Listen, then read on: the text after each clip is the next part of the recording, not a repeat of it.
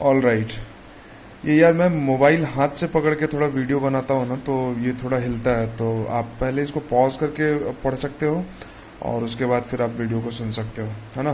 तो चलिए, एक टर्म है वेटलेस और नॉलेज इकॉनमी। आप न्यूज़पेपर अगर पढ़ते होंगे और खासकर जो बिगिनर्स होंगे तो उन्हें उन्हें लगता होगा कि व्हाट इज़ नॉलेज इकॉनमी। तो इकॉनमी क्या है? इकॉनमी बेसिकली जिसमें इकोनॉमिक एक्टिविटी लार्जर स्केल पे होता है तो उसको इकॉनमी बोलते हैं, जो कि इंटीग्रेटेड है। इंट्रा इंटीग्रेशन भी है और इंटर इंटीग्रेशन भी है और इंटरनेशनल इंटीग्रेशन भी है। मतलब कि अगर आप गुजरात में रहते हैं तो गुजरात के अंदर भी वो इंटीग्रेटेड है, गांव से माल आता है, सूरत में साड़ी बनती है, फिर वो अ, हमारे देश में मतलब नेशनल इंटीग्रेशन है कि सूरत की जो साड़ी है वो कहीं पटना में बिक रही है, दिल्ली में बिक रही है, ठीक है। और इंटरनेशनल इंटीग्रेशन भी वही यूएसए में भी बिक रहा है, यूएसए से भी माल आ रहा है। तो ये बेसिकली एक तरह से मोटा मोटी इकॉनमी है। अब इकॉनमी में क्या है कि प्राइमरी सेक्टर है, सेकेंडरी सेक्टर है, टर्सरी सेक्टर है, क्वाटरनरी सेक्टर है।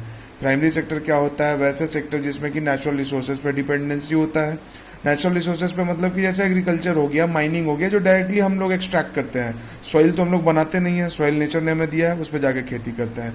कोयला हमने बनाया नहीं है, नेचर ने दिया है, उसे जाके हम लोग माइन करते हैं, एक्सट्रैक्ट करते हैं और उसे जला के पावर जनरेट करते हैं, ठीक है। तो वेटलेस या नॉलेज इकॉनमी क्या है? तो देखो, जो भी इंडस्ट्रियल या एग्रीकल्चरल सेक्टर है तो उसमें क्या होता है? कच्चा माल होता है, रॉ मटेरियल, उसको ढोते हैं, लाते हैं, बेचते हैं, उसमें अपना एक वेट होता है, ठीक है। और बेसिकली वो नेचुरल रिसोर्सेज पे डिपेंडेंसी है उसका, और उसके अलावा हम अपने तरफ से थोड़ा टेक्नोलॉजिकल और कैपिटल इनपुट देते हैं, ठीक है।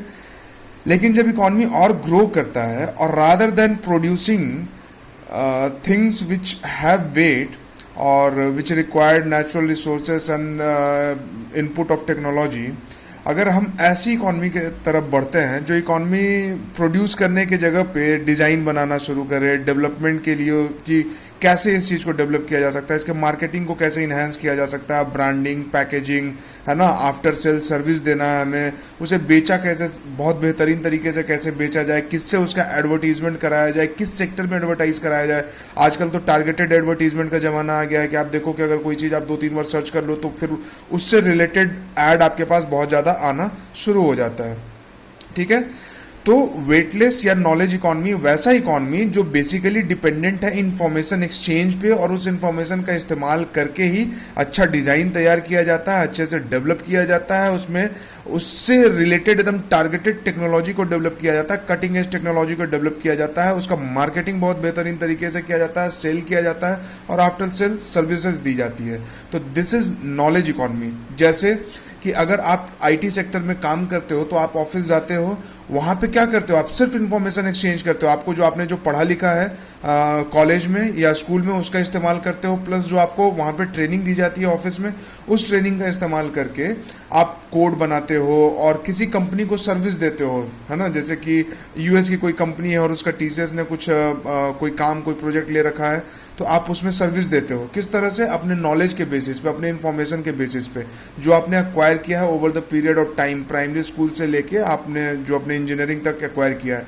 कोई डॉक्टर है तो डॉक्टर कैसा सर्विसेज प्रोवाइड कराता है? वो अपने नॉलेज के बेसिस पे सर्विस प्रोवाइड कराता है। तो इसलिए इस तरह की इकॉनमी को नॉलेज इकॉनमी बोलते हैं, जिसमें कि एग्रीकल्चर पे या इंडस्ट्री पे बहुत ज़्यादा डिपेंडेंसी न हो, ठीक है। अब इसका इंपॉर्टेंस क्या है? इंपॉर्टेंस ये है कि आप देखिए, कम इन्वेस्टमेंट में और कम परेशानी में, मतलब कि फिजिकल परेशानी कम से कम, कि आप बहुत ज़्यादा, आपको धूप में नहीं काम करना पड़ रहा है, बहुत ज़्यादा फिजिकल आपको इंजरीज का खतरा नहीं है। माइनिंग में जैसे अगर काम करते या किसी इंडस्ट्री में काम करते तो ज़्यादा खतरा बना रहता है। लेकिन नॉलेज इकॉनमी में आप आराम से एयर कंडीशन चैम्बर में बैठ के आप इंफॉर्मेशन के बेसिस पे काम कर सकते हैं, ठीक है। दूसरा क्या है कि इसका रिटर्न बहुत ज़्यादा होता है, रिटर्न ऑन इन्वेस्टमेंट बहुत ज़्यादा होता है, तभी तो सैलरीज ज़्यादा होती हैं, पैकेजेस ज़्यादा होते हैं, तो इसमें रिटर्न बहुत ज़्यादा होता है। तो इससे क्या होगा? इकॉनमी में पैसा बहुत ज़्यादा आएगा। जब माल बहुत ज़्यादा आएगा तो पर कैपिटा इनकम बढ़ेगा, जब पर कैपिटा इनकम बढ़ेगा तो क्वालिटी ऑफ लाइफ बढ़ेगी, ठीक है। तो इसीलिए इंडिया के टर्म में बोला जाता है कि since we have demographic dividend, यानी कि हमारे पास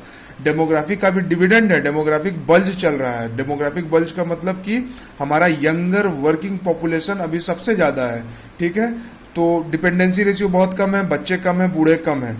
तो अगर इसको स्किल प्रोवाइड करा के और नॉलेज इकॉनमी की तरफ बढ़ा जाए तो हम बहुत तेज़ी से ग्रो कर सकते हैं और इंटरनेशनल जो developed countries, developed nation, developed economies हैं उनसे कम्पीट कर सकते हैं। तो ये था पूरा वेटलेस या नॉलेज इकॉनमी, ठीक है। वेटलेस और नॉलेज इकॉनमी ये सोसाइटी की बुक में पेज नंबर 99 में आप पलट के इसको पढ़ सकते हैं, ठीक है, ये वाली बुक में, क्लास 12th वाली बुक में। तो बेसिकली मैंने इसको यहाँ पे क्यों बताया, क्योंकि इस तरह के टर्म डायरेक्टली ये पूछे जा सकते हैं प्रीलिम्स में। ये छोटे छोटे टर्म है जो आपको अगर एक बार आपने सुन लिया, आपको याद हो गई है, तो ये आप कभी नहीं भूलोगे। और इसमें होता क्या है कि अभी देखना आसान लगता है, लेकिन जब आपके सामने 4 ऑप्शंस होते हैं और ऑप्शंस बहुत नियर होते हैं, तो उस समय डर लगता है एग्जाम लाइक कंडीशन में कि यार क्या इसका ऑप्शन होना चाहिए, ठीक है। जैसे चलो एग्जाम्पल के लिए हम पूछ ले कि वेटलेस या नॉलेज इकोनॉमी का एक एग्जांपल हम देते हैं कि टीसीएस एक कंपनी है, ठीक है, एक आपका कैटरिंग में काम करने वाला आपके बगल का है, ठीक है। तो क्या ये दोनों वेटलेस इंडस्ट्री में है या नहीं है?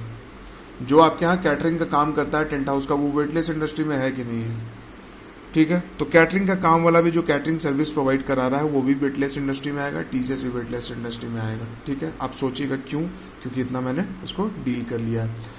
तो इस तरह से चीज़ें जब आसान चीज़ें जब एग्ज़ाम में आती है और अगर हमने पहले से उस पर थोड़ा नहीं सोचा हुआ है तो वो वहाँ पे टफ हो जाता है। और यही एक सवाल अगर गलत हो जाता है then we are out of the list, और यही एक सवाल अगर सही हो जाता है तो हम सेलेक्ट हो जाते हैं। सो जब भी आप कोई भी चीज़ पढ़ें तो इस तरह का कोई टर्म है तो उसे, जो कि एकदम जनरल और जेनरिक टर्म है, तो उसे ज़रूर पढ़ें, ज़रूर उसको अच्छे से याद रखें, ठीक है। Thank you guys.